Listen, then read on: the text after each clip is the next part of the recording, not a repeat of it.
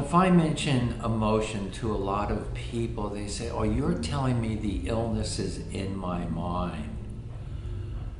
And it's not in your mind, it's in the chemistry.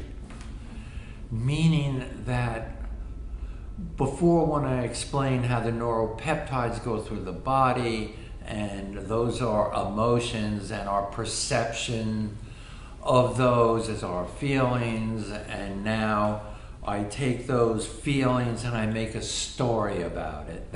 The story is my mind. The story, the thoughts. But when I'm dealing with, let's say, if I only deal with my emotions or something I experience, let's say it has that amount of emotion. But now, if I'm dealing with something that my ancestors also dealt with that was painful, I'm dealing with a larger volume of emotions, which are chemicals. And my perception of those is so stressful that it lowers my immune system or increases my immune system. It's chronic illness, the mind. I'm not even sure if the mind even exists. I look at it as a coping skill to deal with life. In some way, it's a coping skill. It's a coping skill that has to stop, because the coping skills, even in psychology, what saves you as a child, that same coping skill could kill you as an adult. It reinvents your whole story over and over again. So how can we silence the mind? And maybe I'll give you my perception of a mind, the illusion of the mind. To me, there's I. I know I exist, okay? But there's the other. And I'll say the other is you, Dan. So I have to create a story to understand that other person, okay? Soon as I do that, I create difference. There's me and there's you.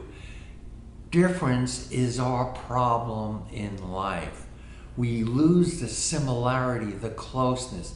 The only fear I have with social media is that, yes, it enables us to connect from a distance.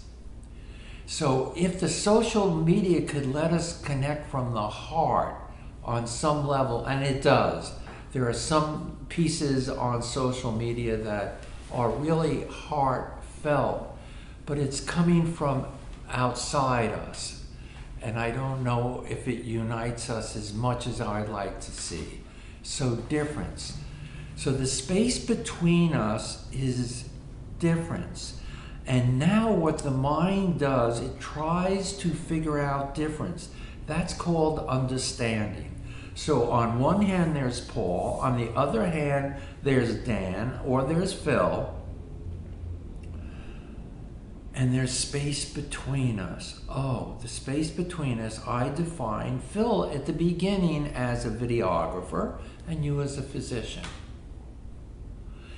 Immediately that separates us, that understanding. It really does. So then what I look for in life when I find difference are groups of people who agree with my difference, okay? And when I can find that similarity, that becomes somewhat of the enemy. It's to be avoided because I don't quite understand them. I don't have enough knowledge of them. So I look at the mind as a coping skill of the way we go through life.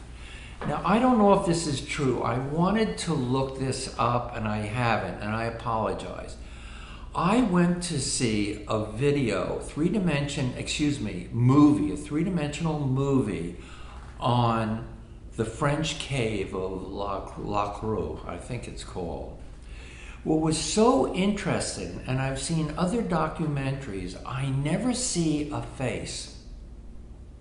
I see hands and I see animals, and I see that is different, okay? I have a sense when we began, they didn't do faces because they didn't see difference. So I really have to look up or speak to some archaeologists to find when in caves they saw faces. Because that was the creation of difference. And so the mind has to find harmony. It has to find love. And it has to cut down on the stress. So as I mentioned, we have to find how to relate not only to people, but life, and see it as all consciousness that can speak to us. And I think that is a possibility.